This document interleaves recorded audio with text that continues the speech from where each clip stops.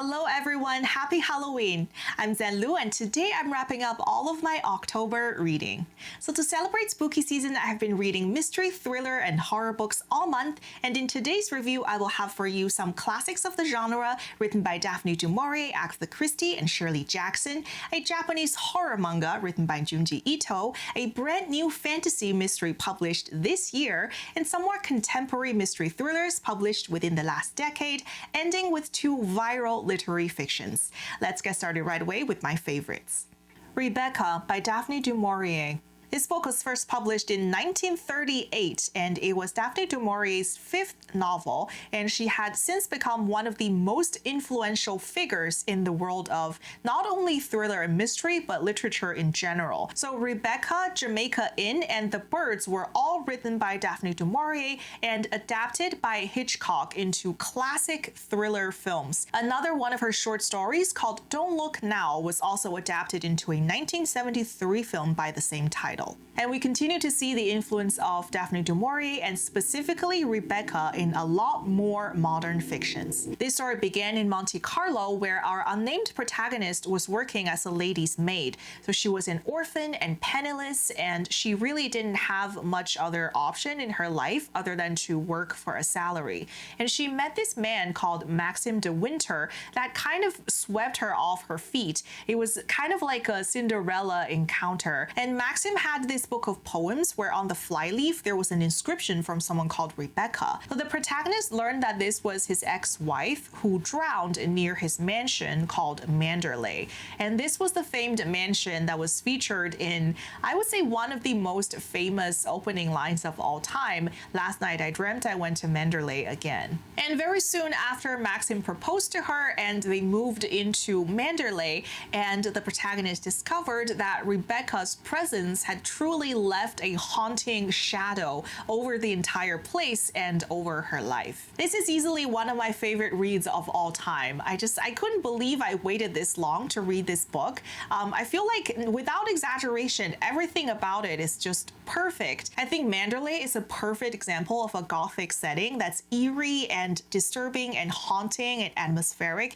and every description that the author has, from the architecture to the hills to the weather, the landscape, even the flowers and the scent that's on the air, just everything really puts the reader physically in that Cornish setting. And the language itself is also something to indulge in. Like, the rhythmic flow of the sentences is just perfect, and the language is precise and elegant, and the pacing of the story is something of a masterclass. Just every single narrative event adds to that sense of tension and mystery, and every single chapter has its own narrative focus, its own central event, but also at the end it's kind of like a mini cliffhanger that you just couldn't help turning the page and immediately seeing what happens after. And all of the characterization is so vivid and convincing. The title character Rebecca is already dead, and she's not actually present in this story. We never actually see what she looks like. Everything that we know from her is based on what other people say about this character,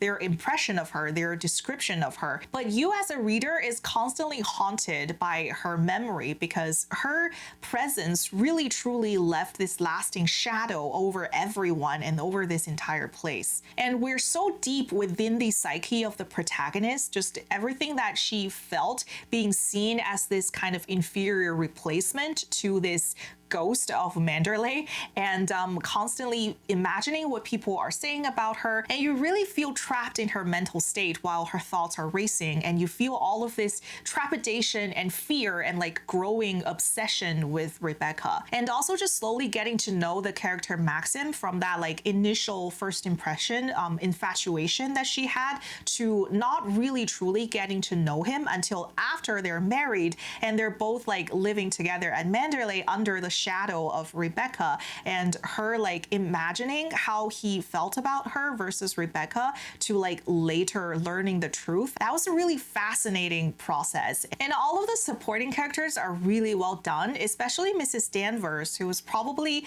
one of the most eerie, disturbing, scary characters I have ever read. So she was fiercely loyal to Rebecca, and her presence was so intimidating and constant, and she had this really strong effect reflect on the helplessness, the inferiority that the protagonist felt. And all of the other characters, from like Jack, who was Rebecca's cousin, to Ben, who was this like slightly mad person that was living near the cottage, to the dog Jasper, they just all jump off the page, and they're all unforgettable in their own ways. So needless to say, I wholeheartedly recommend this book. I think it's stylistically perfect. It's a masterclass in setting and pacing and characterization, and it should be read and reread and read out loud and read on vacation, and I'm definitely going to read more from this author. The Lottery and Other Stories by Shirley Jackson.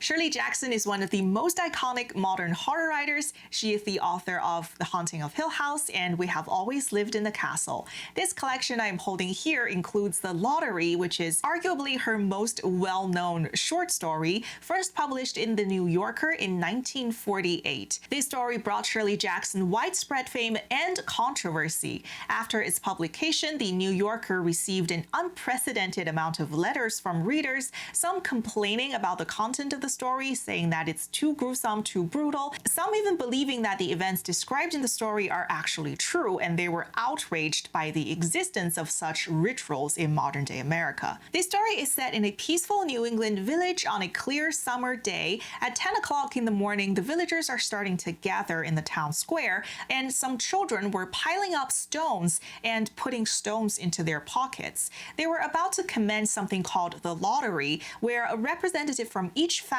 will draw a piece of paper. And it wasn't revealed until near the end what the lottery actually is and why the children were gathering stones. And once the ending was revealed, it has a absolutely bone-chilling effect on the reader, especially given the implication in the story that this is something that takes place every year, and this is not the only village that held the lottery. This is probably one of the most well-known short stories in American literature, and it is a great representation of Shirley Jackson's style. So my impression of her writing so far is that it always starts from a very normal, everyday, innocuous kind of place where someone is just getting ready or waiting for their partner to come home or just having a normal conversation with their neighbors. And then something changes, something shifts, and the story becomes eerie and unsettling. And sometimes it becomes more disturbing the more you think about it. For example, The Demon Lover features a young woman who is getting ready for her wedding.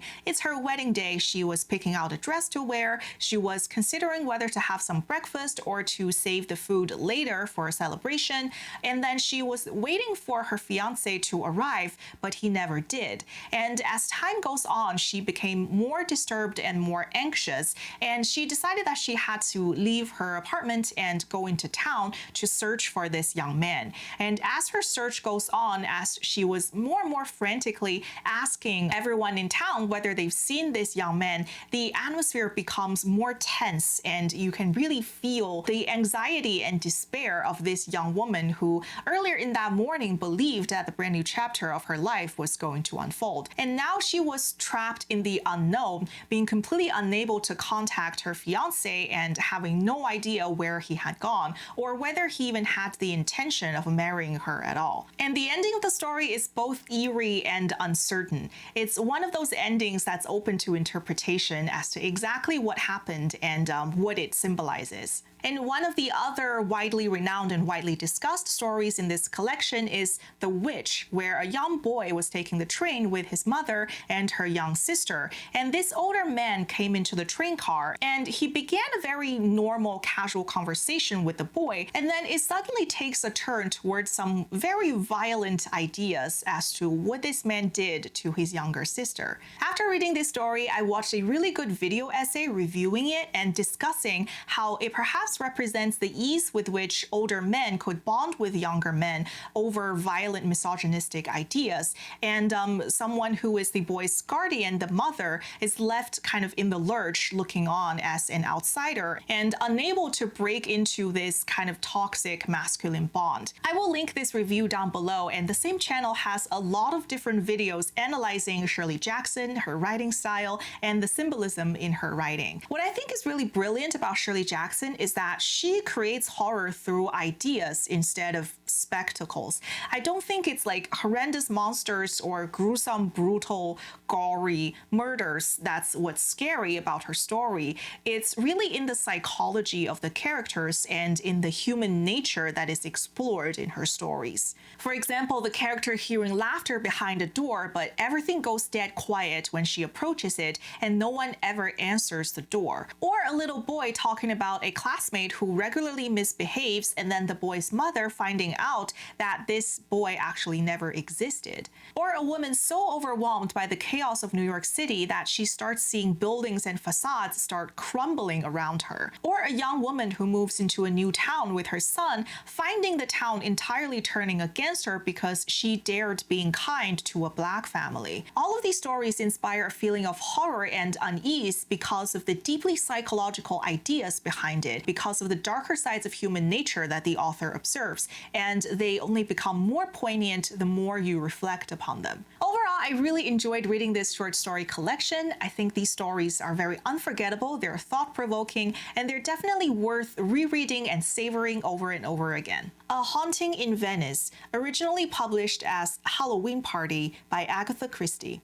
Agatha Christie is the most widely published author of all time. Her books have sold 1 billion copies in English and another 1 billion in over 100 other languages. She is the author of over 80 crime novels and 30 plays and many other writings. Just like Murder on the Orient Express and Death on the Nile, Halloween Party was adapted into a film called A Haunting in Venice, which became the title of the reprint that I am holding here. This story begins at a Halloween party complete with witches, apple bobbing, and a game called Snapdragon involving soaking raisins in alcohol and setting them on fire, which sounds very exciting. One of the guests at this party is called Mrs. Oliver. She is a renowned crime writer. I think there might be an element of self-reflection in here. So everyone got to talking with Mrs. Oliver and the stories that she writes about murders, and a 13-year-old girl called Joyce said that I have once saw a murder, but I didn't realize that it was a murder at the time. However, no one really took her seriously because Joyce was known to be a child that just loved to tell tall tales and boast about things for attention. However, the next day, Detective Hercule Poirot received a frantic phone call from Mrs. Oliver saying that 13-year-old girl Joyce had been murdered. Someone had pushed her head into the apple bobbing bucket, drowning her. From there, Detective Poirot takes on this seemingly impossible mystery where a girl merely mentioned seeing a murder and she didn't even know what she actually saw, and the only witness had died. So without even knowing who the original victim was or exactly what it was that Joyce saw, Hercule Poirot started spreading his net of investigation and interviewing everyone that he can possibly think of to try to get to the truth. I would say that this story read like a classic cozy mystery where as a reader you know that the person investigating the crime is actually safe. Like nothing is really threatening Hercule Poirot, and the solving of the case entirely relies on the cleverness of the detective, where he is solving the case through interviews and conversations rather than a heart-pounding chase of the suspect.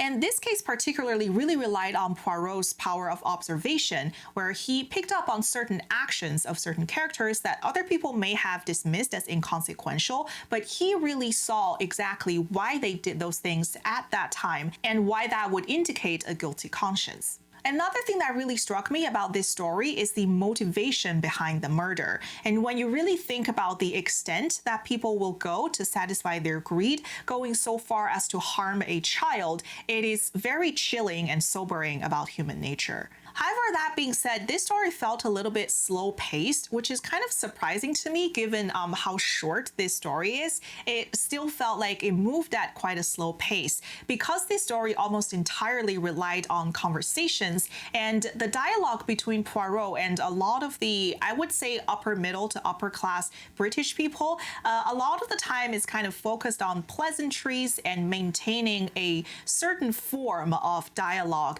between like people of a certain class and them maintaining the appearance of a certain type of manner and elegance. And it could feel like they're kind of beating around the bushes a little bit, but a lot of that is also the people speaking trying to conceal the truth, so it's understandable. I would say that this story felt less tense than, for example, And Then There Were None, where you could really feel that constant dramatic tension and the story is just about to take a darker turn. This one is a little bit slower moving and there's not a lot of action. It's mostly reliant on dialogue and observations. However, if you're looking for a clever, cozy mystery featuring a character like Poirot, who has this really calm demeanor and approaches the case with a lot of composure and cleverness, then I think this is a great option for like a cold winter's day, a hot beverage, and just a quick, enjoyable read.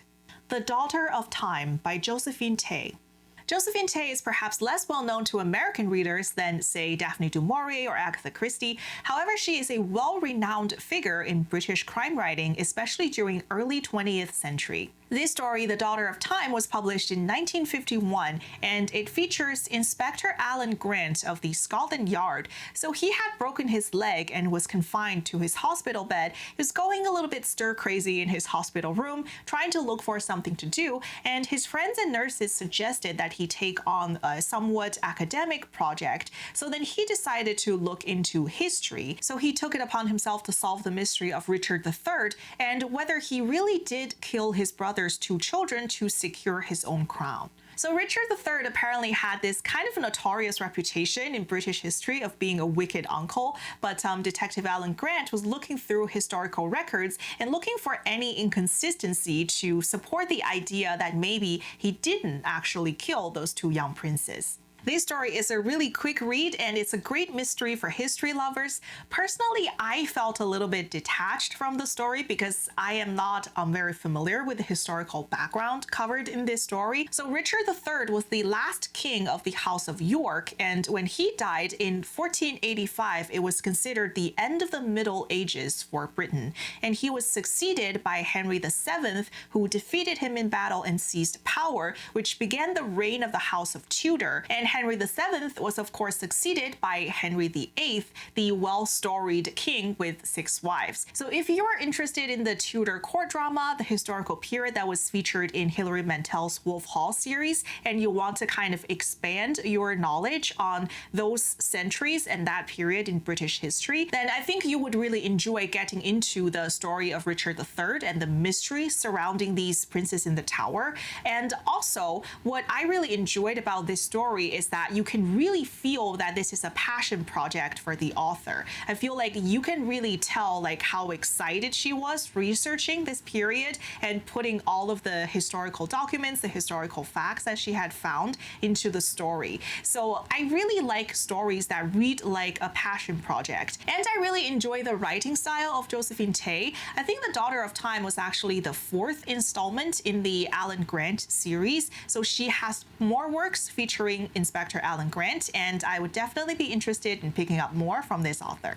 Uzumaki by Junji Ito. Over the last 2 years or so, I've become a huge fan of Junji Ito and of horror manga in general. So Junji Ito is a renowned Japanese horror artist who made his debut in 1987, and he publishes a lot of his works in serial magazines in Japan, and many of his drawings have been collected into volumes. And he's also made publications of long stories like this. Uzumaki is one of the most well-known ones. There's also Gyo and Tomi, which is currently on my shelf as well. And I read his short story collection Shiver last year, which was a thoroughly enjoyable experience. The protagonist of this story, Kirei, lives in a small town called Kuruzu, and she started noticing that her boyfriend's dad was staring at a snail shell one day, and later she learned that he had actually become obsessed with spiral patterns. He started collecting any and all things containing spiral patterns from fabrics to decor. This just seemed a little bit weird and eccentric, like just the innocent whims of an old man, but he kept becoming more obsessed and his behavior became more disturbing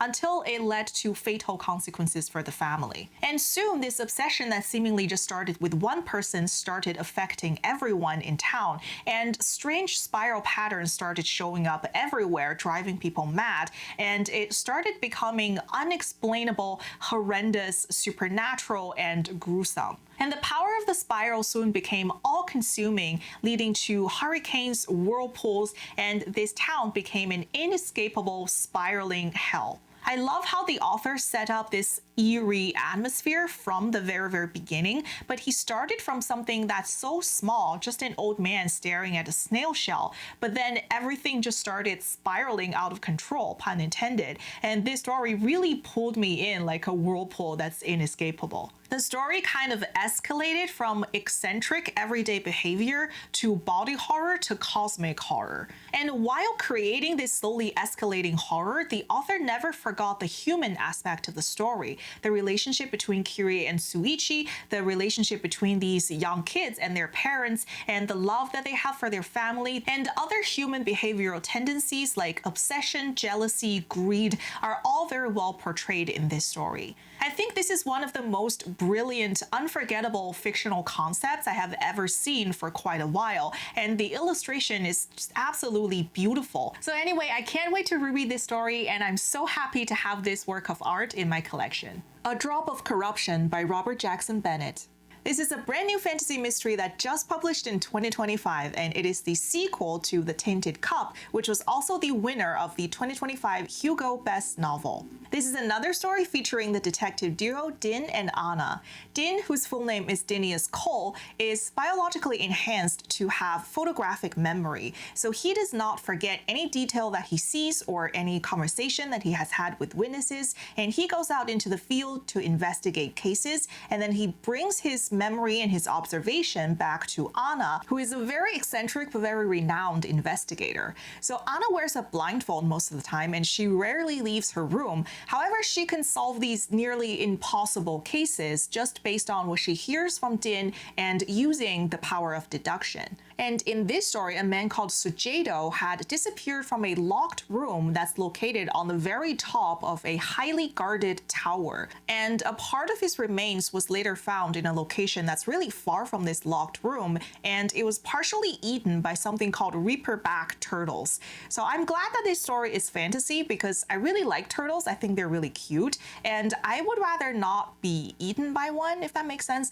So I'm glad that cannibalistic turtles are not a real thing. But this ended up being a very important clue in this case, so Din and Anna set off to solve yet another impossible mystery. I really enjoyed reading this story, so I feel like similar to The Tainted Cup, the author structured the story in a way that the mystery just kept deepening and developing, and there are more and more layers to this story that Din just kept peeling back as he continued his investigations. And just when you think a man disappearing out of a locked room and getting eaten by cannibalistic turtles is as weird as it gets, Din makes even more strange discoveries regarding Titan's blood transmutations and poisonings. And all of this is set against a really precarious political relationship between the region called Yarrow and the empire as a whole. And the author's world building is very immersive as always. And there's something in this story that I really appreciated, which is Din running into this really shady debt collector that told him that because his father left behind a really large amount of medical debt,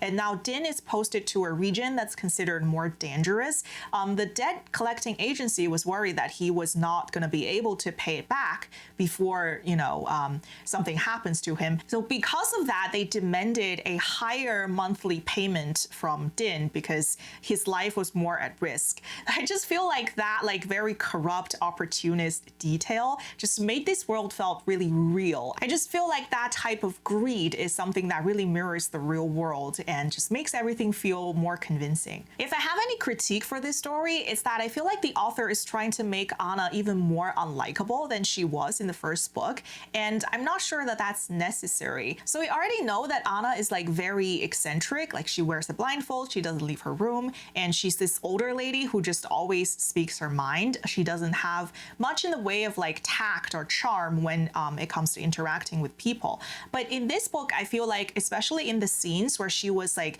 eating some like really unpleasant food, I felt like the way that she behaved was a little bit more, just more entitled and more rude than what I feel like this character would do. So yeah, I just wasn't sure that Anna really needed to be like as unpleasant as she was in this story. However, I still really enjoyed the overall mystery. I thought the pacing was really well done. The mystery just kept deepening, and it sustained my interest really well. And the characters were really well depicted, as unlikable as they might be. And the political intrigue within the empire continued to develop, and we also learned more lore regarding the Leviathans as well. So overall, I really enjoyed reading this story, and I recommend that you check it out.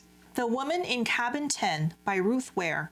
This is a thriller first published in 2016, and it was recently adapted into a film featuring Keira Knightley. And I think it was because of that this book suddenly received a lot more interest from readers everywhere. So this is the story of Lo Blacklock, who is a travel writer, and she had been invited to go on this luxury cruise to write an article about the maiden voyage of this ship called the Aurora Borealis. And shortly before she boarded this ship, Lo experienced a break-in at her home, so she was quite traumatized by this event. She was very anxious and she couldn't sleep very well. So she was in a very disturbed, sleep-deprived kind of mindset when she boarded the ship. Not only that, she was very intimidated by just the sheer luxury of this ship, and she was not someone that could have afforded her own ticket, so she really didn't feel like she was in the same class or like really fit in with any of the other members on this cruise. And during the break-in, the burglar had taken her handbag, which contained her mascara. So then when she was getting ready for the welcome dinner, where she was supposed to wear this like really fancy rented dress,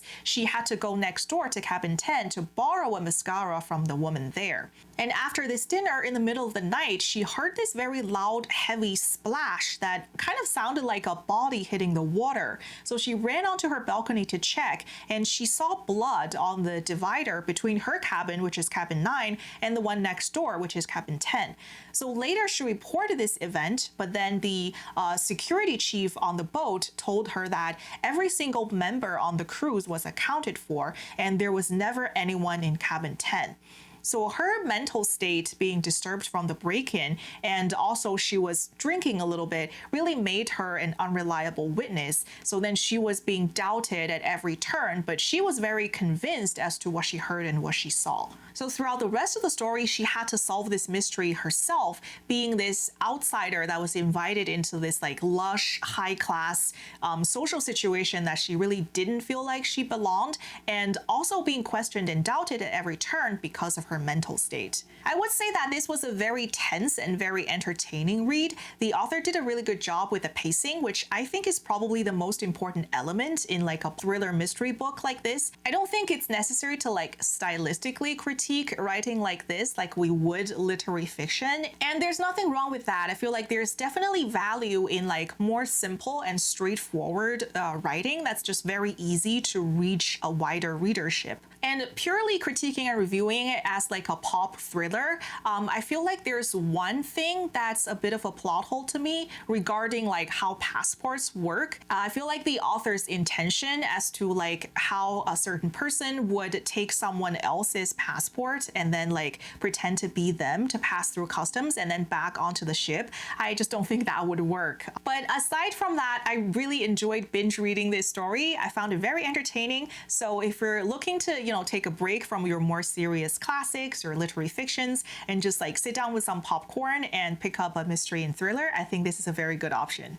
Out by Natsuo Kirino.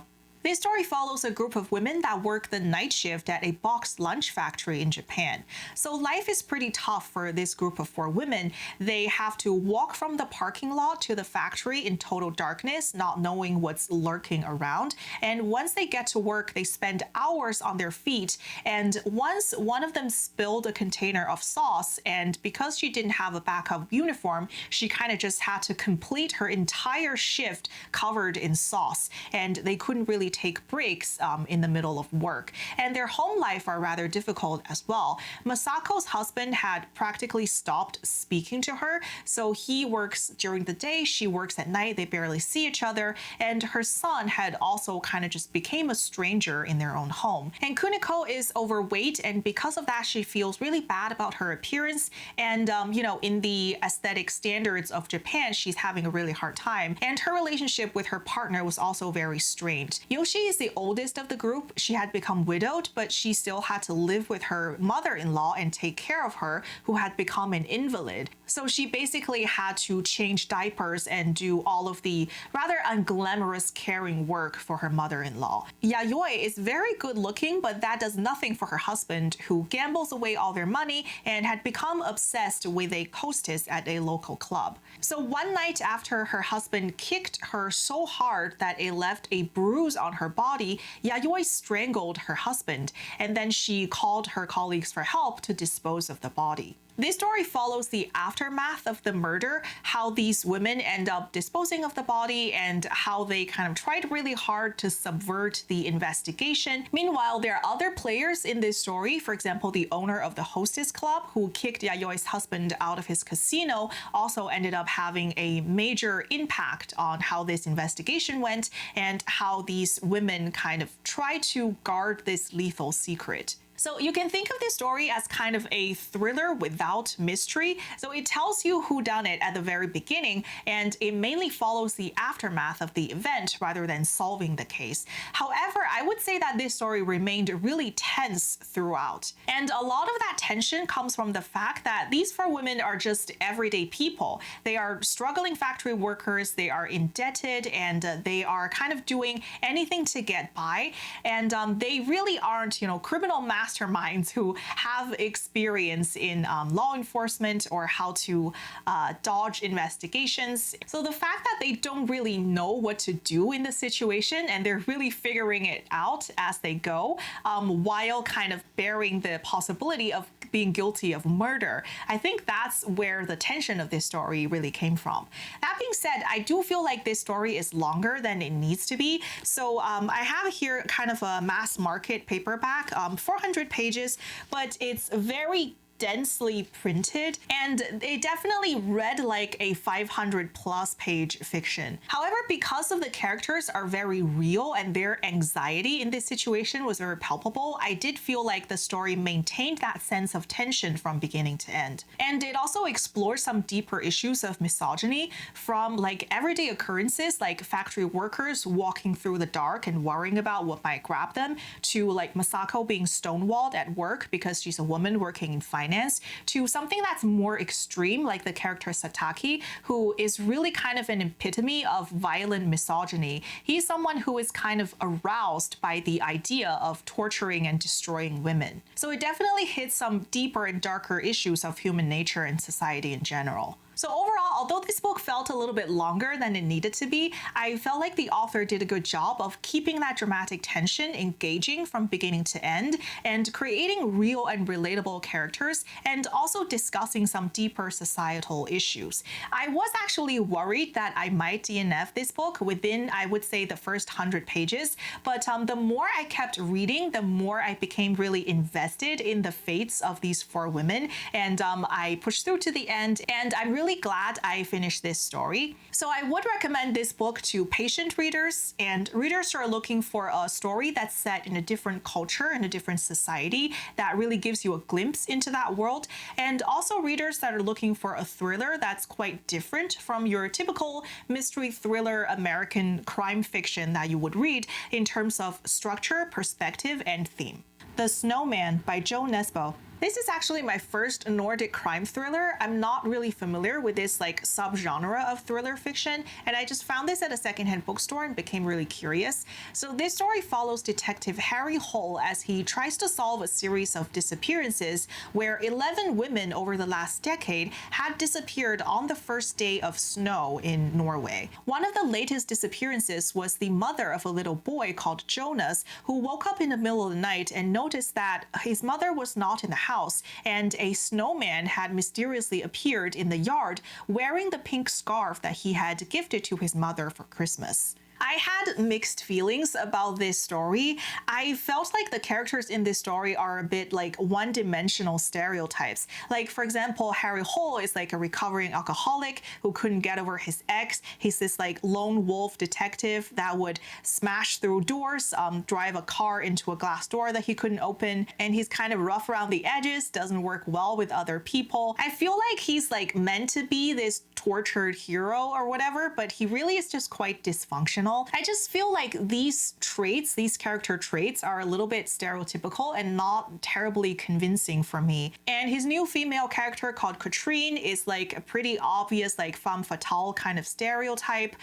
She's capable of making everyone fall head over heels for her, but also because she's so beautiful, she has to be a little bit crazy and unstable. And the other like police detective characters just felt like sidekicks that are a bit forgettable. And aside from the characterization issue, you know how sometimes like mystery thriller authors would do this misdirection, like they would try to shift suspicion onto a character that isn't the killer just to do a big twist at the end, be like, hey, it's actually that guy. So this book did that 4 times. So it had 4 different like scapegoats, so to speak, who aren't really the killer, but at one point in the story they bore a lot of suspicion. And also just like due to the behavior of certain characters that were introduced in the beginning, I kind of already guessed who the killer was, and I ended up being right. So those misdirections just felt extra annoying. But I guess that's more of a personal critique. If you didn't so obviously guess the killer, then maybe that would have been an enjoyable process. But yeah, I just felt like the misdirection was a little bit overdone. So although I binge read this story, I feel like I was reading through it quickly just to find out if my guess was right regarding who the killer was, and I really didn't enjoy like the characterization or the structure of the story. That being said, I feel like compared to the other mystery thrillers that I've read this month, this book was probably the most action-packed. So there's a lot of like heart-pounding, gun-waving chase scenes throughout the snowy countryside of Norway. So if you like that kind of like cold, snowy atmosphere, and if you like action-packed thrillers that feel like there's a real sense of danger, then you might enjoy this book. But it is 500 pages and the characters are personally unlikable to me, and I feel like the misdirection was a little bit overdone. So I leave that up to you whether you want to pick up this Nordic thriller. Satantango by László Krasznahorkai. This is the debut novel of the winner of the 2025 Nobel Prize for Literature. And this story was originally published in 1985 in Hungary, and it was translated into English in 2012. This story is structured like a tango that takes 6 steps forward and 6 steps back. So the chapters count from 1 to 6 and then from 6 to 1 in a total of 12 chapters. It is set in a fictional village called the Estate that kind of read like a weird commune type of place. At the beginning of this story, it had started raining and the rain never stopped. So I got this impression that the peasants living at the estate were becoming increasingly dissatisfied with their lives. Like money was running low and the food was getting really repetitive and lower in quality, and they were starting to consider leaving. And one of the characters, Futaki, was hearing bells in the distance at the beginning of the story, and he was considering leaving the estate before the rain got so heavy that it made all of the path in and out of the village inaccessible. One of his neighbors showed up and they started arguing about money and leaving. And then in chapter 2, a character called Irimiyash was introduced, and he was trying to navigate this like really immense bureaucratic structure, and he initially ended up on the wrong floor, but eventually he found someone called the captain, and they had this like kind of aggressive confrontational dialogue, from which you can kind of tell that Irimiyash had like really low opinions of the peasants living at the estate. And under the captain's orders, he sets off towards the village, and he meets this young boy who was demanding compensation for lying about his death in the past. So you can already tell that this is a very bleak and very strange kind of setting, and the story definitely kept getting a little bit more strange as it kept going. And I definitely read a like misanthropic kind of undertone in this story. So the author's literary style was described as melancholic and dystopian, and you can really feel that tone in this story. Everything from the setting of the story, the constant rain in the background, and the way that the characters behave, you can really feel this like almost apocalyptic kind of hopelessness in this story. At one point I thought maybe this story is a metaphor for hell, just because of how bleak and hopeless the setting is, and how kind of morbidly irrational the people are, like in terms of both of their personality and behavior. Like for example, there is a doctor in this village, but ironically he is probably the most unhealthy person in this village, both physically and mentally. He was very alcoholic, and he just constantly lived in this like drunken stupor, and he was a shut-in. He doesn't really leave his house, and he like observes the villagers through his window with this sense of paranoia and suspicion, and he would like take detailed notes on the villagers. And it's been a long time since he has actually like medically helped anyone. And it was kind of shocking to me how morbid the children are in this story. Like for example, the little boy that was demanding money from Irimiyash, he was so young, but he had pretty much become this like psychopathic con man that would steal money even from his sister, and his sister was suicidal. Like you never want to see a child contemplating death. There's just something so perverse about that really made this story feel very hellish. But that being said, there's also some dark humor in this story regarding like the villagers' opinions of Irimiyash. There's this interesting spectrum as to how the villagers felt about Irimiyash. A few of them kind of saw him as this like heroic, almost savior type of person. Like they really fell for his charm, and a few of them even loved him, but the others are very firmly mistrusting of this character. And for the ones that did fall for his charm and trusted this character, I feel like their resulting behavior and what ended up happening to them is meant to be like a little bit funny, just kind of in an ironic, satirical kind of way. So as strange as this story is, I feel like the author did a fantastic job with characterization. I think every character in this story really stood out in a very distinct kind of way, and they all have their unique flaws. I would say every character in this story is deeply flawed. I don't think any one of them is like meant to be really truly likable or inspiring, but this very strange, ironic cast of characters combined with this like hellish, bleak setting really created a story that make you think a lot after you finish reading. And also, I can probably guarantee that you've never read anything else quite like it. However, there's something that I have to point out about the format of this author's writing. So he doesn't really use punctuations other than periods, and he doesn't really use paragraphs. So every chapter in this entire book is just like an entire block of text, and every sentence is only marked by the period at the end, and some of these sentences are very, very long.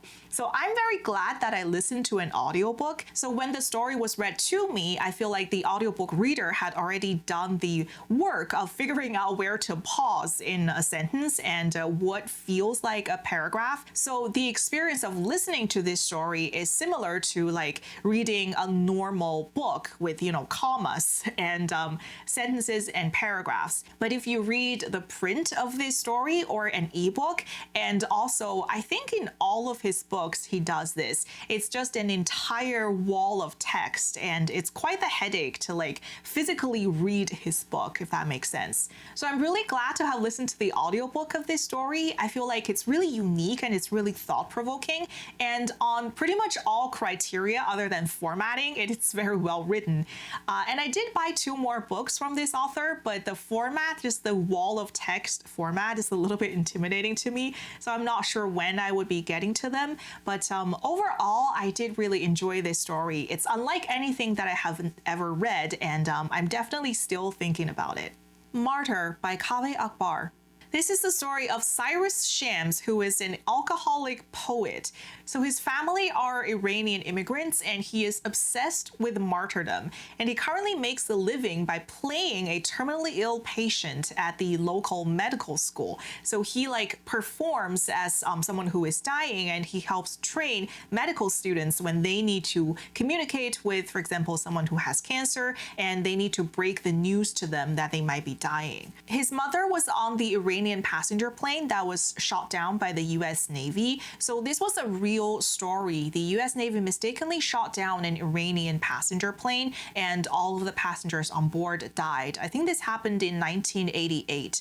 And his father was crushed by this event and he kind of passed away shortly after sending Cyrus to college. And Cyrus's uncle Arash was someone who used to be in the Iran-Iraqi war, and he played an angel of death on the battlefield by dressing up in a long black cloak and holding a flashlight under his face to kind of help comfort the people on the battlefield who are dying and prevent them from taking their own lives. So Cyrus is kind of surrounded by both real and fictional death, and he is obsessed with martyrdom. He's trying to write it into his poetry.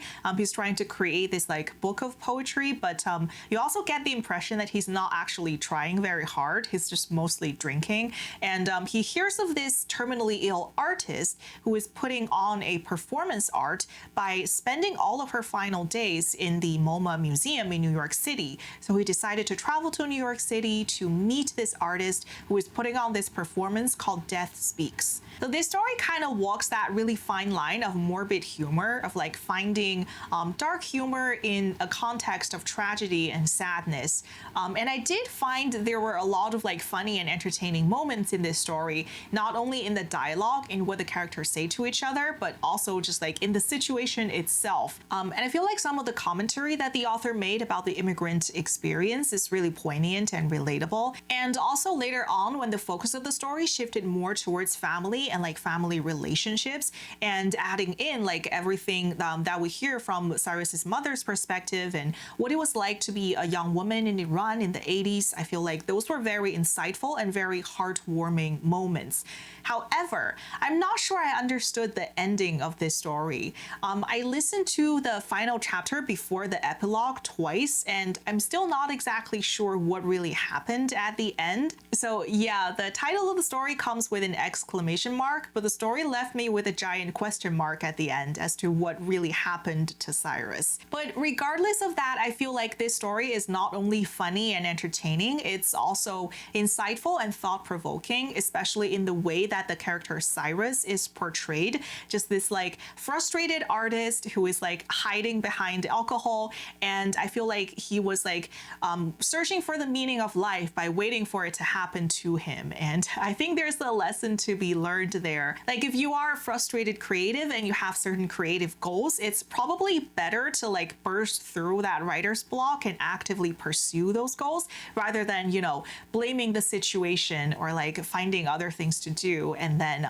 lamenting that you're not really striding towards your goals. So overall, I really enjoyed reading this story. I feel like the author has given us a lot to think about regarding the message of this book. And if I see a copy lying around in a secondhand bookstore, I might pick one up to reread just to figure out what the ending means, because I'm still a little bit unsure about that. My Year of Rest and Relaxation by Ottessa Moshfegh. This is the story of a depressed young woman living in New York City in 2000 and 2001, and she decided to spend an entire year sleeping, and she called it hibernation. She had inherited enough money from her dead parents to be able to do this, and her therapist has this kind of lackadaisical attitude towards psychiatric medications, and she was practically giving prescriptions away. So then this young woman just started abusing her medication, which would cause her to be extremely lethargic and and pass out. So then she decided I might as well just sleep. She used to work at this very pretentious New York City gallery that displayed art pieces that make people make fun of modern art. For example, an artist that just like ejaculated onto the canvas, or like someone brought in a rug that had streaks of blood on it that was supposed to represent like dead bodies having been moved or something like that. And she was sleeping at work and later got fired, and she decided that she's inherited enough money and she didn't need the job anyway. So I think this like ridiculous gallery job was part of the satire that the author was intending to put forward, like a satire about modern art and the art world, and how like the art world assigns value and prestige to things that are really just quite silly and ridiculous. But overall, this story just didn't work for me. I think I've mentioned this before. I really dislike first-person narratives from like a really, really unlikable character, and this main character is practically insufferable. So she wouldn't stop talking about like how pretty she is, how much pretty privilege she had, and how she had enough money that she didn't earn, so then she can just like sleep her life away, but also she thinks it's kind of depressing to have money at the same time. I guess the author is trying to like be satirical towards this type of a person where they have a lot of privilege and they think nothing of it and they just waste their life away. But it was really unpleasant just like suffering through her talking for like something like 10 hours. And she also like weirdly worshipped her ex and was really kind of morbidly attached to him, even though like he's this older man that's clearly just using her for sex, but like she didn't see it, and she spent a lot of narrative space justifying why she like preferred him to the archetypes that she was more used to, and she was like not above lying about being assaulted to try to get him to come over and sleep with her, and all of that was just very iffy. And all of the supporting characters are equally unlikable. Her best friend Riva is kind of annoying and clingy, and she's also very jealous of her. I just feel like being confident in your appearance is one thing, but constantly bragging about it and like pointing out how everyone else is jealous of you is something else entirely. And also her therapist is like a really, really poor representation of psychiatry and therapy in general. She's really incompetent, and she's like suspicious of microwaves and like cell phone tower frequencies affecting people's mind, and I think implying that that would somehow cause mental illness. I'm just not sure how much value there is in like making fun of mental illness like depression or therapy, given that there's already so much stigma against it. People already hold like unnecessarily negative attitude towards depression, or like thinking that it's laziness, or like not realizing that this is actually one of the most fatal mental illnesses out there, and people just like not seeking therapy because they hold a negative attitude against it. I suppose you can argue that that's not really what the author is making fun of. It's more about the privilege and the money and the wasting time. But then why bring depression and therapy into it, if you know what I mean? And this story really rubbed me the wrong way, similar to how I felt about All Fours, where I just really read this undertone of narcissism in the narrative, and I really dislike that. So overall, I really didn't enjoy listening to this book. I felt the narrative was kind of insufferable and narcissistic, and the satire felt misplaced. And also, there's not really a meaningful conclusion to this book. There's no like inspiration or message for the reader to take away. So I really don't recommend this book. So those were all the books that I read during spooky season. I feel like this was probably the most fun reading month I've had all year. Just these mystery, thriller, and horror books are such page turners, and that sense of tension is just irresistible from beginning to end. And a lot of the authors that I've read this month, I definitely want to continue reading more of their work. Daphne Du Maurier, Agatha Christie, Josephine Tey, Shirley Jackson, Junji Ito. I just would love to collect more books from them and just really dive into their literature repertoire. I definitely want to pick up Jamaica Inn from Daphne Du Maurier soon, and just more books by Shirley Jackson, and more from the Alan Grant series by Josephine Tey. And also, I've already purchased Junji Ito's latest work. I think it will be on my November TBR. Actually, I think my November TBR will feature, I think, all new releases from 2025. So stay tuned and keep an eye out for that video. Anyway, I hope you enjoyed my my reading wrap up. Please let me know in the comments below what you thought of my spooky season reading selections, what you thought of my reviews, and please let me know what you read in October and what you think of them. Thank you so much for watching and see you next time.